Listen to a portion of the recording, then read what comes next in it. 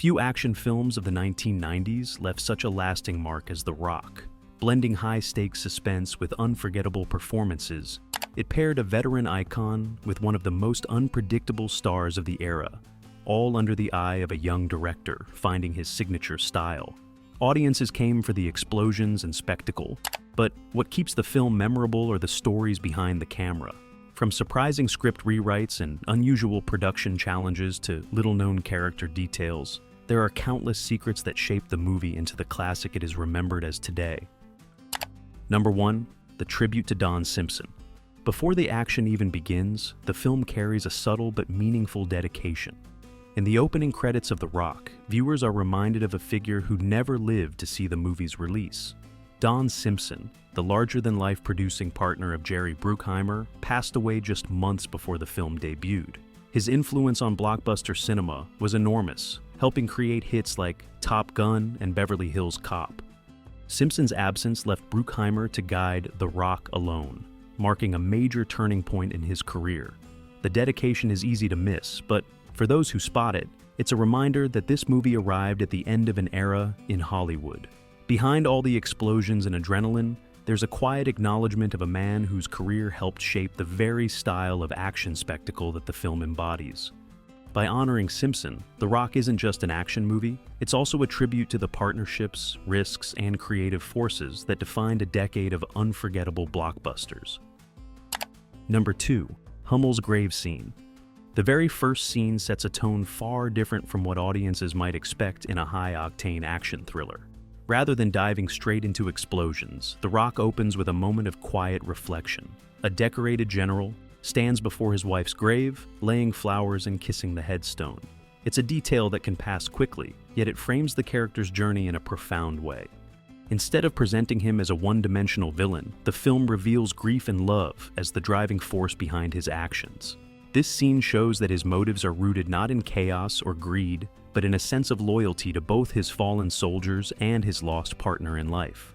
Ed Harris plays the moment with restraint, giving audiences a glimpse of a man torn between duty and personal heartbreak. By grounding the antagonist in such a human experience, The Rock elevates its story above standard action fare. From the very beginning, the film signals that its conflicts will be built on emotion as much as spectacle. Number 3. Script doctors you'd never guess. What makes The Rock stand apart from many action films of its era is the sharpness of its dialogue and the balance of humor with high-stakes tension. This wasn't an accident. While the original draft was credited to David Weisberg and Douglas Cook, the script quietly passed through the hands of several well-known writers who added their own touches before cameras rolled. Quentin Tarantino is said to have slipped in his unique style of witty exchanges, while Aaron Sorkin provided the kind of sharp, rapid-fire dialogue he would later become famous for. Jonathan Hensleigh, already respected for his action work, reshaped many of the set pieces into something more cinematic. None of these writers received official credit, but their fingerprints are scattered throughout the film. The result is a movie that feels more layered than a typical summer blockbuster. Lines land with extra weight, humor feels snappier, and character moments resonate more deeply, giving The Rock a timeless edge that still holds up decades later. Number 4. Connery defends Bay. Behind the camera, tension ran high as production costs rose and the schedule stretched thin.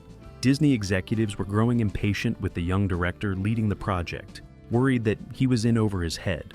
Just when things looked ready to spiral, an unlikely figure came to the rescue in a way that only a Hollywood legend could.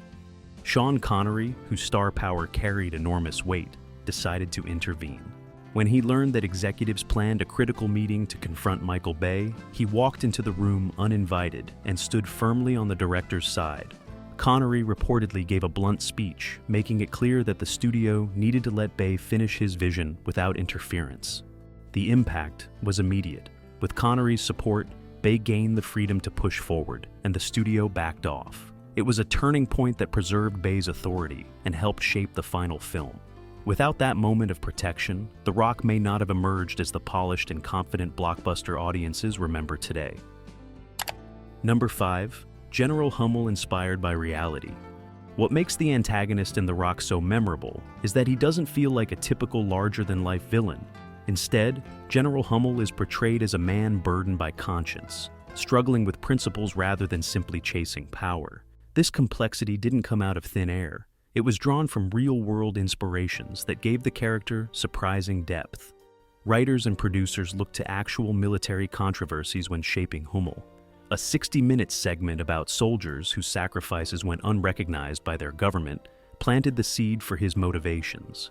In addition, the memoirs of Colonel David Hackworth, a decorated veteran known for challenging authority, also influenced the character's creation. By grounding Hummel in genuine frustrations faced by real service members, the film gave audiences a villain they could almost sympathize with. Ed Harris leaned into this with a performance filled with restraint and conviction, presenting Hummel as a man whose grief and loyalty had driven him to extreme measures. It's this sense of realism that continues to set The Rock apart from other action films of its time. Number 6. Goodspeed's clean mouth. In the middle of chaos, car chases, and heavy weaponry, one character stands out for something surprisingly small: what he refuses to say. Nicolas Cage made the unusual choice that Stanley Goodspeed, despite being thrown into life-or-death situations, would avoid profanity. For an action movie of the 1990s, this was a striking departure from the norm. The decision wasn't random. Cage believed that Goodspeed, a bookish FBI chemical expert, should come across as quirky, intelligent, and even a little awkward when compared to the hardened soldiers around him. By steering clear of strong language, the character felt more believable as a scientist who suddenly found himself in over his head. The restraint adds humor and charm, especially when Goodspeed reacts with frantic energy while still trying to keep his composure. Even when he slips once near the climax, it feels earned rather than forced. This subtle character detail not only distinguishes him from other action heroes of the decade, but also makes The Rock feel more layered and unique. Number 7. Filming amid tourists on Alcatraz. Turning a former prison into the centerpiece of a blockbuster came with challenges no studio set could replicate. Alcatraz is not only a landmark, but also a national park, which meant the crew couldn't simply shut it down for filming. While cameras rolled on dramatic shootouts and tense standoffs, real tourists were wandering through the same space, often within earshot of the action. This created unusual problems. Extras occasionally had to blend in with actual visitors, and crew members scrambled to keep curious onlookers out of frame. It wasn't uncommon for unsuspecting tourists to stumble into the background of shots, forcing multiple retakes. For Michael Bay, it added another layer of unpredictability to an already demanding shoot. Yet the decision to film on location gave The Rock a unique authenticity. The eerie halls, peeling paint, and cold stone walls of Alcatraz weren't Hollywood recreations. They were the real thing. That sense of place elevated the movie's intensity and made the action sequences feel as if they were unfolding in a space with genuine history. Number 8. Sneaky locations beyond The Rock. While much of the film's power comes from its use of Alcatraz, not every memorable sequence was filmed on the island. To capture the sweeping sense of danger, Michael Bay and his crew spread out across San Francisco, turning the city into a playground for stunts. One of the most striking examples came during the hotel balcony sequence, staged at the historic Fairmont Hotel. The stunt was so convincing that local residents, unaware a film crew was working nearby, called authorities believing an actual accident had occurred. That level of realism was both a blessing and a curse. On one hand, it heightened the authenticity of the action, but on the other, it created real moments of concern among bystanders. By weaving iconic San Francisco landmarks into the narrative, The Rock anchored its larger-than-life action scenes in familiar spaces. The use of real city streets and historic sites gave the movie a gritty texture, making its more explosive moments feel like they were intruding on everyday life. It's part of what gives the film a sense of immediacy even decades later. Number 9. Bay's format gamble. Audiences may not have realized it at the time, but The Rock marked a technical experiment for its young director. Michael Bay chose to film in the Super 35 format, which allowed for a wider image and more flexibility in framing, particularly useful in tight spaces like prison corridors and underground tunnels. It was a bold decision for only his second feature, especially with studio pressure already weighing on him. Bay later admitted that he wasn't entirely happy with the results, Without the digital grading tools that would become common years later, the images didn't always look the way he envisioned. Still, the choice gave the movie a cinematic sweep that set it apart from his debut, Bad Boys, and helped establish the epic scale that would become a trademark of his style. Though Bay was initially critical of the experiment, many fans consider the widescreen scope one of the film's strengths.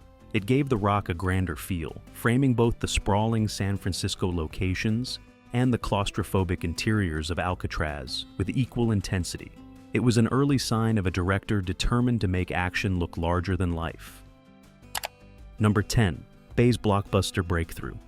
When The Rock hit theaters, it wasn't just another summer action release. It was the moment Michael Bay cemented himself as one of Hollywood's defining blockbuster directors. Coming off his debut with Bad Boys, Bay was still considered a newcomer, but this film proved he could handle a much bigger canvas with confidence. The combination of large-scale stunts, quick-cut editing, and dramatic slow-motion shots would soon become known as Bayhem. What set this project apart was the balance between spectacle and story.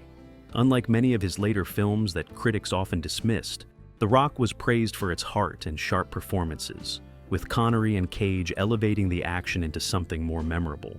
Audiences felt the urgency, but they also connected to the characters. The success of the film launched Bay into a new stratosphere. He became the go-to name for adrenaline-fueled blockbusters, leading to projects like Armageddon and Transformers. Yet for many fans and critics alike, The Rock remains his most polished and respected work, the rare moment where style and substance came together seamlessly. Number 11. Film influencing intelligence. Sometimes the impact of a movie goes far beyond the box office, and The Rock provided a startling example of this. Years after its release, it came to light that details from the film's fictional storyline had been referenced by a real intelligence source. A British informant claimed knowledge of chemical weapons programs and specifically described the storage and use of VX gas. The problem? His description closely matched what had been dramatized in the film, not reality. This mix-up showed just how convincingly the movie had presented its science and danger. What was intended as thrilling fiction became blurred with fact, shaping reports that reached decision-makers. While no lasting harm came from the confusion, it highlighted how powerful Hollywood imagery can be when it enters the public imagination. For The Rock, this odd legacy is both fascinating and unsettling. A movie meant to entertain ended up influencing discussions in intelligence circles, proving that sometimes the line between action fantasy and real-world perception is much thinner than anyone expects. Number 12. Zimmer and Glennie Smith score. Beyond the explosions and gunfire, one of the most enduring elements of The Rock is its pounding, unforgettable score. The music doesn't just accompany the action, it drives it forward, elevating every car chase, shootout, and emotional beat. Hans Zimmer, working with Glennie Smith, crafted a sound that blended rock-inspired energy with orchestral power, giving the film a pulse that felt both modern and timeless. The score's signature themes, built on driving rhythms and bold brass, became so popular that they influenced countless other action films in the late 90s and beyond. Elements of this style would later echo through Zimmer's work in Gladiator, Pirates of the Caribbean, and even The Dark Knight. It was a sound that defined a blockbuster generation. For audiences, the music gave The Rock an identity as strong as its visuals. Even decades later, fans can recall the main theme instantly, a testament to how perfectly it matched the intensity of the story. Without it, the film's high-stakes sequences would never have carried the same thunderous impact. Number 13. Unproduced sequel idea. As the credits rolled on The Rock, many viewers wondered what might happen next to Stanley Goodspeed and John Mason. The ending left plenty of room for continuation, with Goodspeed holding on to the mysterious microfilm filled with government secrets. Michael Bay himself toyed with the idea of a sequel, imagining a story where both men would be hunted relentlessly by authorities desperate to recover the stolen information. The concept had plenty of potential. Goodspeed could have been forced to adapt from an anxious scientist into a reluctant fugitive, while Mason's resourcefulness would be tested once again as he outsmarted intelligence agencies across the globe. Fans still speculate how such a film might have blended espionage, conspiracy, and Bay's trademark chaos. Ultimately, the sequel never moved forward, leaving The Rock as a self-contained story. In some ways, that decision preserved its legacy. By not stretching the idea too far, the original remains a sharp, complete action thriller rather than the beginning of a diluted franchise. Number 14, Not About the Rock. For younger audiences discovering the film today, the title often creates a bit of confusion. Hearing about The Rock might bring to mind Dwayne Johnson, the wrestler turned actor who rose to fame just a few years after the movie's release. But despite the overlap in name, the 1996 thriller has nothing to do with the performer, who would later adopt that nickname. This coincidence has led to countless mix-ups over the years, especially in trivia games and casual conversations. Some even assume the movie was named after Johnson, when in fact its title refers to the infamous prison island of Alcatraz. The difference might seem obvious to longtime fans, but it continues to spark humorous misunderstandings. Rather than being a distraction, the confusion has helped keep the movie's name alive in pop culture. Whenever the two rocks are compared, it gives fans another chance to revisit the film and remind others that long before Dwayne Johnson headlined blockbusters, The Rock was already leaving its mark as one of the defining action films of the 1990s. Number 15, Connery's Cabin Demand.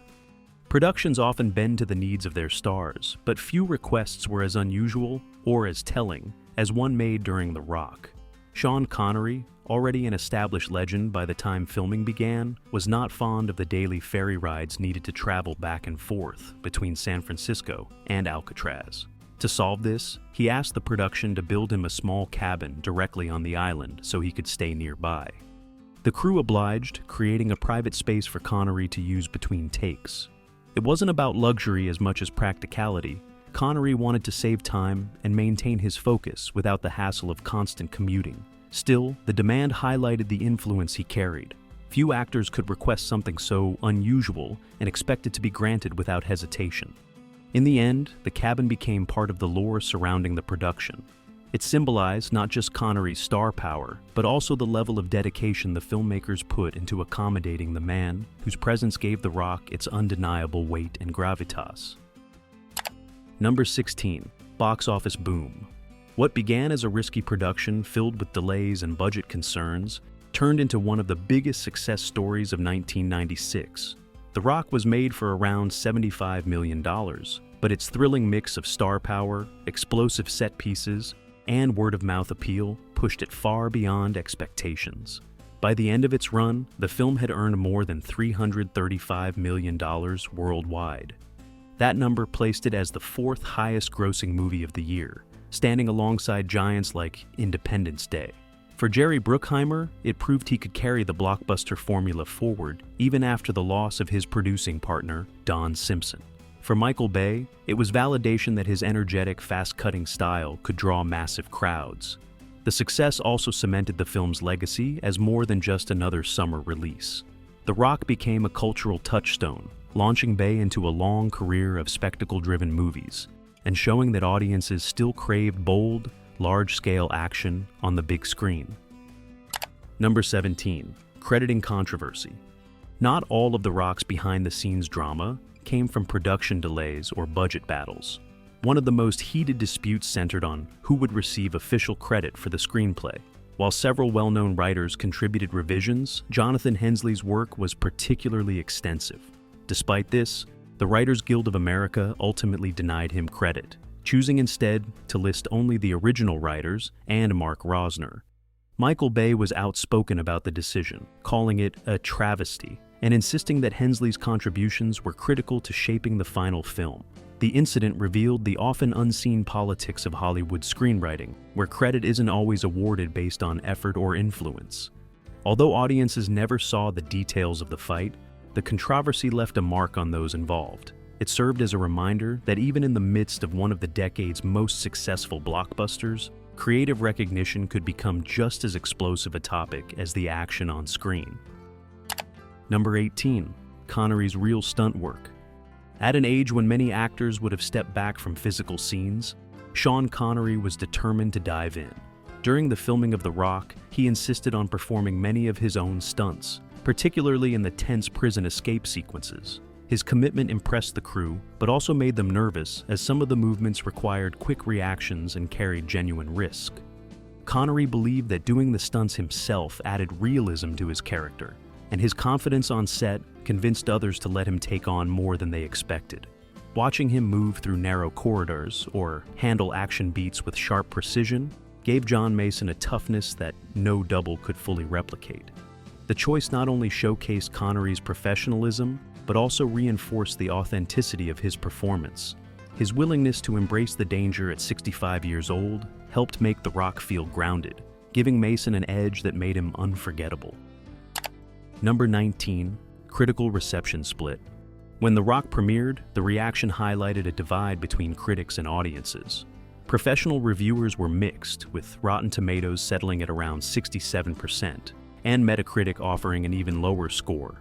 Some praised the sharp performances and emotional weight brought by Sean Connery and Ed Harris, while others felt Michael Bay's style leaned too heavily on spectacle.